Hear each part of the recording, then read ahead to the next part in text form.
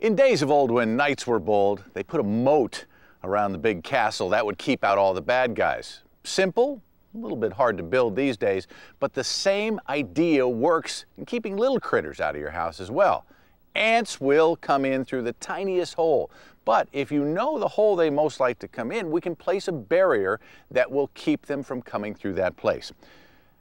Back when the ocean floor was still very young and new, and still today, there were tiny little one-celled creatures called diatoms. Well, they live a life and die very quickly, and there are so many millions and millions and millions of them that as they die, they actually make a whole layer on the ocean floor.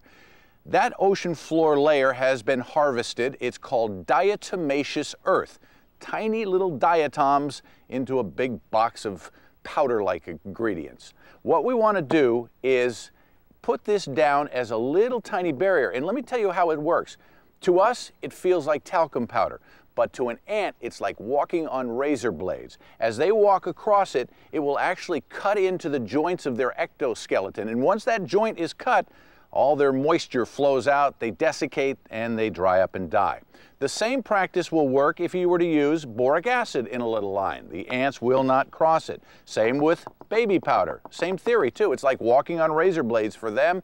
Any kind of household cleanser that you have, just make a little line where the ants come in and they will not cross it. You may have to make the line a little bit longer in areas where they're coming in for other reasons. Now, as far as household items, cinnamon. They will also not cross a line of cinnamon. This has its benefits because it smells a little bit better than some of those other items. Or if you have a very small place, how about just a little bit of toothpaste? They won't cross that line either.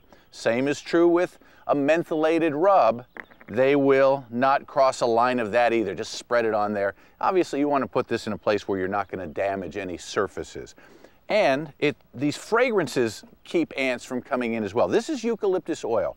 You can actually put a little bit of this into a bottle with water and spray it on your counters and they won't cross it. The same is true with something that comes out of Australia called tea tree. It's the oil from a melaleuca tree. And if you were to put a little line of tea tree oil across, that will actually kill the ants if they go anywhere near it. It also works very, very well for head lice, but that's a different day. And if you want to go out to the nest and actually do some things to kill the ants that are in that nest, here's an old-fashioned idea my grandma used to do. She would sprinkle cornmeal or corn starch, either one will work, all around the outside of the nest. The ants come up and eat it, and their stomachs expand to the point where they blow up and die. Or you could sprinkle a little bit of chili down into the nest. That will make the nest uninhabitable. They don't like living around chili any more than you would, and so they leave. Now, here's two ideas you can use with boiling water.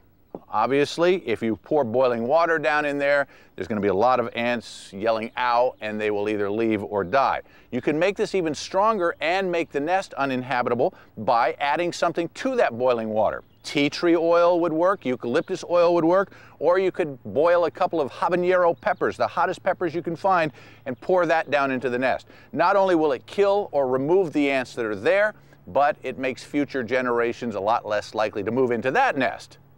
They'll probably find another nest, and then we'll go after that one as well.